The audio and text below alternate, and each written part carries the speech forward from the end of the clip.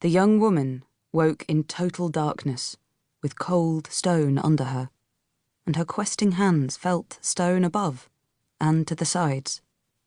But the moment of panic that came with this realization ebbed as she remembered why this was so, and disappeared completely when she heard the voice.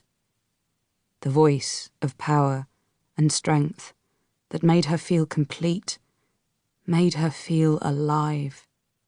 With it came a sudden intense sensation of being enfolded, held close and safe, not by mere human arms, but within great wings of light and power. As you commanded long ago, that which you waited for has occurred, and so I awake you. How?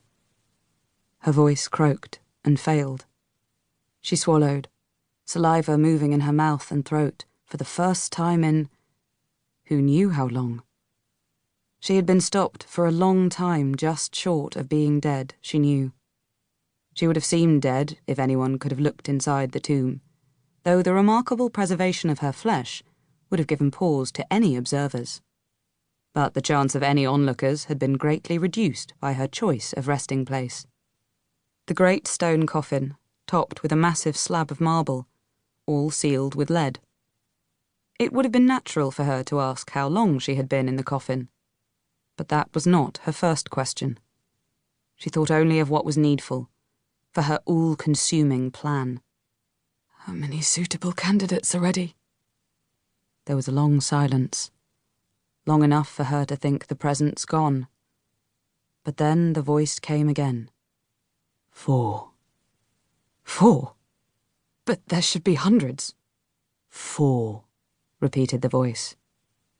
For a moment, fury coursed through her, extreme anger that her plans, her destiny, should once again go awry.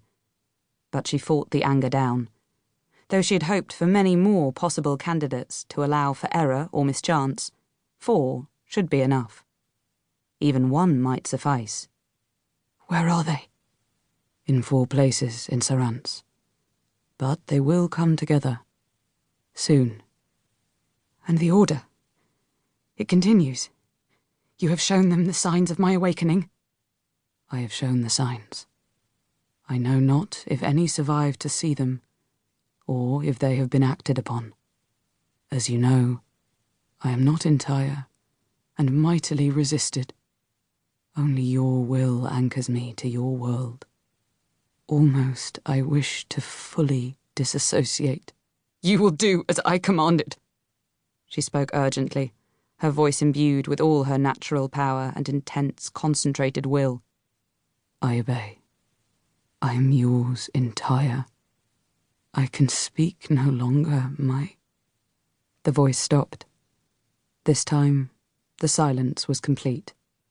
She knew there would be no further speech, no warmth, no sensation of utter security and love. Not now. Tears began to form in the corners of her eyes, but she fiercely blinked them away. She had no time for tears. Ever. I love you, whispered the young woman.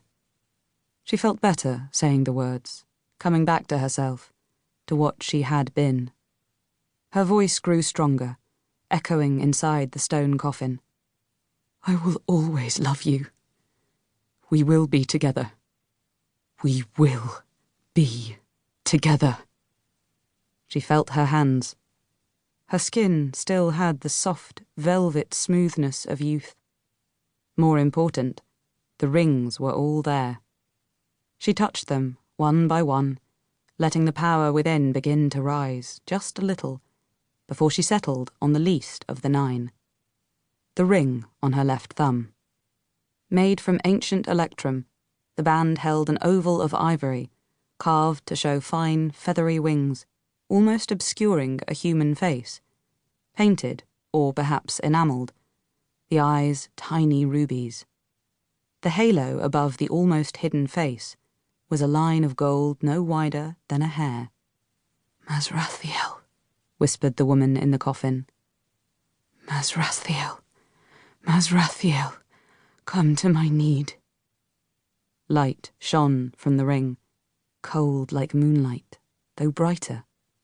She shut her eyes against the sudden illumination and felt the lesser presence appear. It came with a sensation of warmth, but this was no more than the welcome heat of a kitchen fire on a cold day, nothing so remarkable as the feeling that had encompassed her whole being before when she had spoken to him. Similarly, she felt the rush of air as if from the folding of wings, and the faint, clear tone of a single harp string plucked far away. "Mazrathiel is here," said a faint whisper only she could hear. "What is your will? If it lies within my scope, it shall be done." The woman whispered, and Mazrathiel did her bidding.